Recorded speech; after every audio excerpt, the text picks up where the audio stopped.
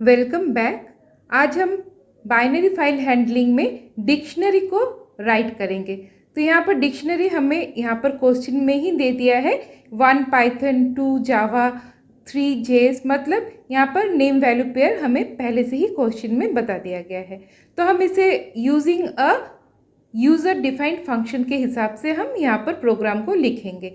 तो user defined function के लिए हमें डेफ कीवर्ड यूज़ करना है, उसके बाद मैंने फंक्शन का नाम लिखा। अब सेकंड, यहाँ पर हम इंपोर्ट कर रहे हैं पिकल। ये एक मॉड्यूल है जो बाइनरी फाइल को के लिए हम यूज़ कर रहे हैं। यहाँ पर काफ़ी सारे फंक्शंस हैं, तो हम यहाँ पर्टिकुलर 2 फंक्शन यूज़ करेंगे, one for writing and another for reading. अब फर्स्ट हमें ओपन करना है एक फाइल को जो यहाँ पर है data.dat इन राइट मोड, इसलिए W, B फॉर बाइनरी। अब F, ये जो फाइल ऑब्जेक्ट है ये रिप्रेजेंट कर रहा है किसको? data.dat को। अब डिक्शनरी यहाँ पे हमने इसको भी लिख दिया, D इक्वल टू जो हमको क्वेश्चन में दिया गया था उसी को हमने यहाँ पर लिखा है।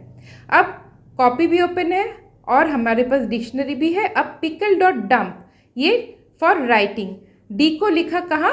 F, मतलब D में है हमारा डिक्शनरी और हमने सेकेंड आर्ग्यूमेंट F है हमारा फाइल का, यहाँ पर जो फाइल ऑब्जेक्ट बोल रहे हैं हमने वहाँ पर लिखा। उसके बाद हमने क्लोज किया फाइल को। अब हम यूज़र को जस्ट एक बताएंगे कि राइटिंग सक्सेसफुल। सिंपल यहाँ पर आप कुछ भी लिख सकते हैं, अप टू यू। तो ये एक छोटा सा प्रोग्राम है जहाँ पर हम डिक्शनरी को लिख रहे हैं, कहाँ पर? एक बाइनरी फाइल में।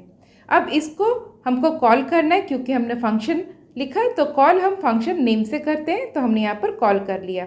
अब आपको इस कोडिंग को सेव करना है।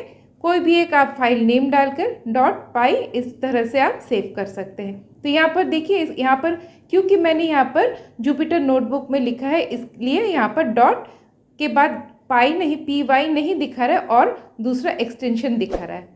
तो अब तक मेरे चैनल को सब्सक्राइब नहीं किए तो आप सब्सक्राइब कर लेना। इस तरह के क्वेश्चंस हम यहाँ पर सॉल्व करते ही रहते हैं। तो देखिए यहाँ पर डेटा ये वाला बाइनरी फाइल बन चुका है और इसके कंटेंट को देखने से ही पता चल रहा है कि ये सीरियलाइज्ड वे, मतलब हम इसको नॉर्मल वे से, नॉर्मल आई से नहीं पढ़ सकते हैं। अगर नोटपैड से डायरेक्ट नहीं ओपन हो रहा है तो ओपन विथ करके आप नोटपैड चूज़ करके फिर आप ओपन कीजिए तो ये ओपन हो जाएगा।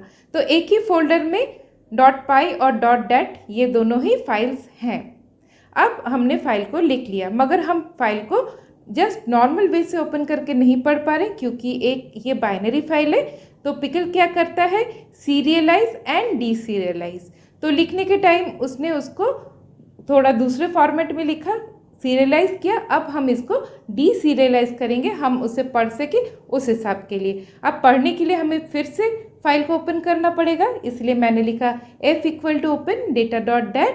अब इसका मोड है RB, मतलब रीड बाइनरी। उसके बाद हम D में, D इज वेरिएबल में pickle.load, अब लोड फंक्शन यूज़ कर रहे हैं क्योंकि F में जो है उसको हम पढ़ नहीं पाएंगे, इसलिए लोड करके फिर हमने D में लिखा, अब हम इसे पढ़ पाएंगे। उसके बाद सिंपल हमें प्रिंट कर देना है। तो देखिए यहाँ पे प्रिंट उसने कर दिया। तो इसके 4 पार्ट्स है। पहले हमने लिखा, उसके बाद हमने यूज़र को एक राइटिंग सक्सेसफुल बताया, उसके बाद हमने रीड किया using load function of pickle, और उसके बाद हमने फिर से प्रिंट करके यूज़र को बताया कि 1 पाइथन 2 जावा, इस तरह से ये फाइल का कंटेंट है। तो आज के लिए इतना ही। आई होप सिंपल है।